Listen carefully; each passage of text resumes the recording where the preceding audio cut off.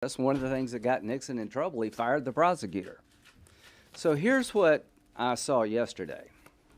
I saw an effort to ask the Senate to ignore every privilege that President Clinton was able to exercise, Nixon was able to exercise, and to suggest to the Senate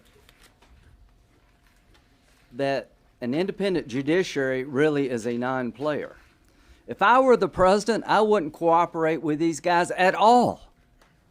I'm the same guy that said, you can't fire Mueller. I encouraged him to work with Mueller. Mueller is a man of the law. Schiff, Nadler, and Pelosi impeached this president in 48 days. I wouldn't give them the time of day. They're on a crusade to destroy this man. And they don't care what they destroy in the process of trying to destroy Donald Trump. I do care. So to my Democratic colleagues, you can say what you want about me, but I'm covering up nothing. I'm exposing your hatred of this president to the point that you would destroy the institution. Nobody would be saying this about a Democratic president if a Republican House had done this. You wouldn't even ask me that question. All of you would be in our face saying that there's a Democratic president and you're denying that person, he or she, a chance to go to court and litigate these matters because you hate them so much. It shows you how complicit people have become when it comes to Trump. Not one question about the idea that a Democratic-controlled House in 48 days impeached the President of the United States with a process where you couldn't have a lawyer, couldn't call a witness. And they hold it against him because he wants to object to turning over documents to them.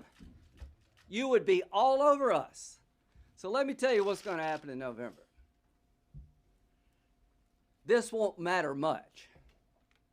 People are going to judge the president about what he's done and what he can do. And they're going to look at the Democratic alternative and ask, will I be better off with this person versus Trump? But I'm going to remember this. I'm going to remember this for a very long time.